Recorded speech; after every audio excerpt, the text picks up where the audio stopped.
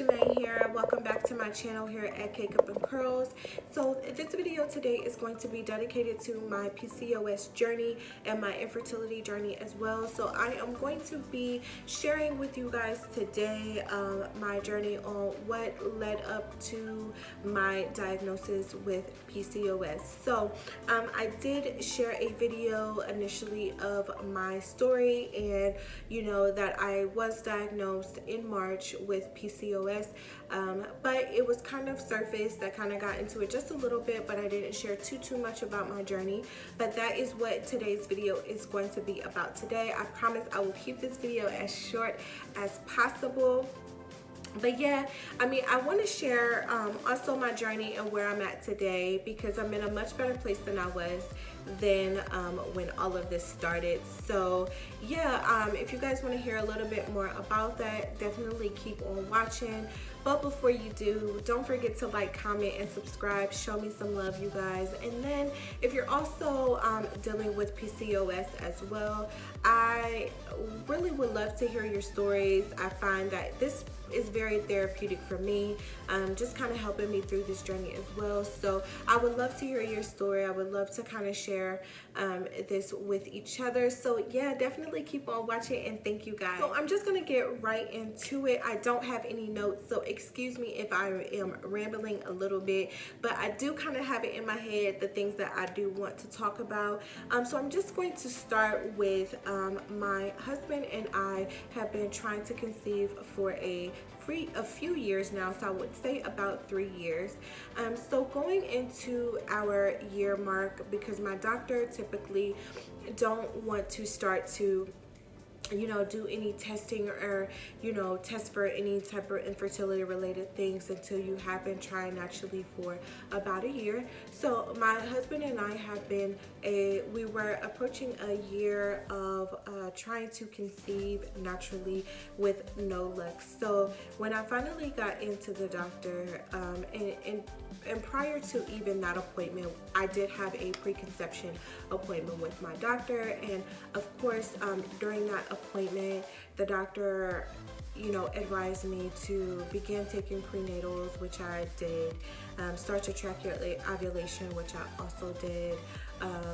She also, it was just kind of like the normal preconception visit, just making sure, you know when your periods are coming on, when you're ovulating, and you are taking prenatal vitamins as well. So I was doing all of those things consistently for about a year, and we were unsuccessful. So when I went to the doctor, just to kind of discuss what the next steps are, the doctor did perform a series of blood test on me, and that was to test for my thyroids and any other fertility related blood tests that they test for. So in addition to that, we also did get my husband tested, which that checked out perfectly fine. Now in regards to my initial blood work, I didn't really have anything come back from the doctor stating that I had thyroids or anything PCOS related. So we tried a few rounds of Clomid and upped my dosage of Clomid in conjunction with trigger shots, and we were also unsuccessful with that as well. So I am fast forwarding it a little bit, just because my husband and I kind of took little breaks here and there. It was not a consistent 3 years that we had been trying. We would try for some months or so, and then we would just take a break. I think that is important when you are trying to conceive and you're actually trying to conceive. It really is important that you kind of give yourself a break, you give your body a break, you give your mind a break, most importantly, and because it can be a lot on both partners. Although the woman is being the one that's taking the medication and having to do shots and what have you, it definitely does and can take a toll on both parties. So we did take breaks during those times. So fast forwarding to early 2018, which will kind of lead us up to here, we you know, this past year, probably like the second half of 2017, we really just took a really much needed break on trying to conceive. We were not on any type of birth control whatsoever. But again, obviously we were still very, you know, we were still unsuccessful in conceiving. So it wasn't until early this year that I went back to the doctor just to kind of discuss next steps and you know, what to do with what we were going to do. And I apologize, I did forget to mention that when I was doing trigger shots, for ones that have done trigger shots before, you guys know that you do have to go in for an ultrasound to check the size of the follicles before you get your trigger shot, just to make sure that your ovaries are a big enough size, indicating that you are about to ovulate. My doctor did notice during my second round of trigger shots that I did have a polyp on my uterus, and it wasn't very alarming. She just advised that, you know, that is something that we might want to discuss getting removed. She stated that she can't say that is absolutely the reason why we have not gotten pregnant. However, it is strongly suggested that we get the polyp removed. So that was indicated on my second ultrasound. It wasn't until like my doctor told me that I had this polyp on my uterus that I noticed like some mid-month bleeding, like in between my periods. So, you know, as the months were going on from my last trigger shot and injection cycle, I noticed that, you know, I was getting this irregular bleeding in between my periods. So I was just like, okay, we should definitely go back to the doctor, get this checked out, and see about getting it removed. So again, it wasn't until early this year that I went back to the doctor to discuss you know, next steps on fertility, as well as seeing about getting this polyp removed on my uterus. So during that appointment, and this was in March, during that appointment my doctor came in and she was going to be doing an ultrasound just so that she can kind of see where the polyp is, how big it is, and just kind of discuss that a little bit more in detail. So at that appointment, I just want to talk about kind of how I was feeling. You know, I knew that with fertility and things related to fertility, that, you know, there could be so many factors into why you may not be conceiving. So I know that, you know, it wasn't just that one polyp that would have solved all of my problems. However, I was so optimistic going into that appointment to discuss getting this polyp removed and what the next steps would be in regards to that. So I was on a pretty good high going into that appointment, and I'm going to explain a little bit later as to why I'm mentioning that now. So going into this appointment, as I stated before, I knew that this would not solely be the answer to all of our issues that we have been having fertility related. However, I was optimistic about you know, going in, talking about getting this removed, scheduling that, and getting that all into the works. I just kind of saw the light at the end of the tunnel going into that appointment. So my doctor comes in and she is getting ready to do an ultrasound to see the polyp and discuss that. And it wasn't until she started to get in there and, you know, look around a little bit and see if we could find a polyp when she, you know, pointed out my ovaries. So she started with the left ovary, and then she stated that she thought that she saw a little bit of cysts that were on my left ovary. But it wasn't until she looked at the right ovary that it was very, very evident that my ovary had a bunch of cysts on it. So I already knew what that was. You know, I have done a lot of research myself, infertility related. I have reached out a lot to the YouTube community in regards to fertility related things. So I already knew what, what that was. And it's so crazy because there had been so many times when I was, getting encouragement from other videos out there on the YouTube community, or researching my own self with things that could be causing infertility. And every time I saw a PCOS video, I would almost just kind of skip over it. And it's so crazy that, fast forwarding now that this is my life, this is the path that God chose for me. And, it's just crazy to me, just because I don't know. I didn't think that, something that I just kind of put in the back of my mind really would be my reality. But, now that I actually have my diagnosis, it all makes sense. So back to that appointment. When I started to see the cyst on my ovaries, like, my stomach just dropped, just because I already knew what it was. And, I read and researched it a little bit, but not too much. So, we discussed the polyp and, going ahead and scheduling for that surgery to be done. And what she also wanted me to do after that appointment was to get some blood work done.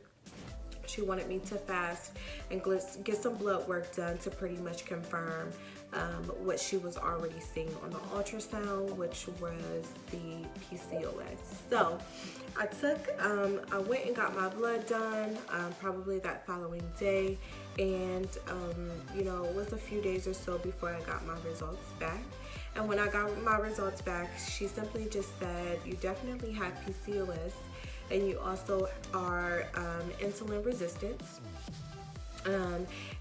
Which is a pre-diabetic condition. So she simply just said, I'm going to prescribe you on metformin. You're going to take that twice a day, 500 milligrams twice a day. So that is really all that she said. And that's just so crazy to me. I mean, I know that this is proper procedure for her. However, it wasn't until I began doing my research about PCOS that it all began to make sense. And I discussed PCOS and what that is in my first video. So for you all that do not know, PCOS is polycystic ovarian syndrome. So PCOS, in pretty much the simplest form, is a hormone imbalance in your body, and it is directly affecting things like your insulin levels and all of that. So, there are common symptoms for women that suffer from PCOS, which are ingrown hair. So the overabundance of testosterone in your body caused by PCOS can cause ingrown hairs or abnormal hair, irregular periods, which I did suffer from as well. Rapid weight gain or trouble losing weight, which is so crazy because I did get married last year, and I'm not going to contribute that to my weight gain whatsoever, because I was very active last year. However, I just began to gain weight very, very fast at a rapid amount of time, which was very odd to me. It wasn't odd to gain a pound here or there, but I was very, very active last year leading up to my wedding in October, and it just, to me, I was seeing results and working out. It just seemed to me that it was very difficult to lose weight, and that is also a common symptom when dealing with PCOS as well. And there are some other symptoms of PCOS. I will be sure to link those as well. But it just all made sense once I actually got my diagnosis and leading up to my diagnosis. So in regards to that visit, I came in very, very optimistic to discuss getting this polyp removed, and just kind of feeling like this was a big key to my infertility, because polyps on your uterus can you know, make it difficult for implantation to occur when, you know, you are trying to conceive. So I'm just thinking to myself, like, okay, well, we're definitely headed in the right direction. And then, you know, as we're going into that appointment, my doctor sees a bunch of cysts on my uterus. I got my diagnosis. I will say that it really mentally a switch clicked on and off for me. So I was not eating very healthy whatsoever. I was eating an overabundance amount of sugar. I crave sugar all the time, which is a symptom of PCOS for women that are insulin resistant as well. Your body just does not know where to store that insulin, so you crave more sweets. You crave that all the time. So I was eating sweets. I was eating just not healthy whatsoever. I was not active at all. But it wasn't until I received my diagnosis on March the 19th that, you know, I decided to really change my life, because my doctor said that if you don't begin to eat healthy and exercise, you are headed for type 2 diabetes, and that runs in my family, and, you know, you are headed for type 2 diabetes.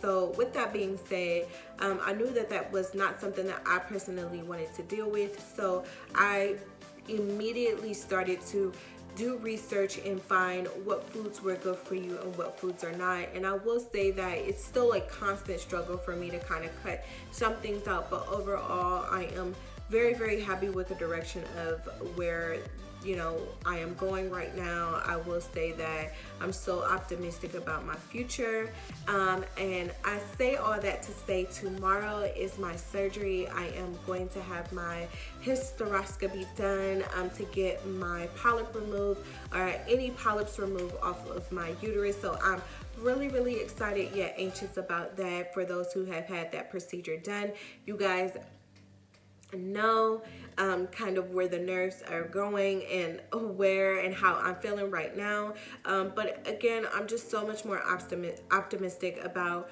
where the future is going.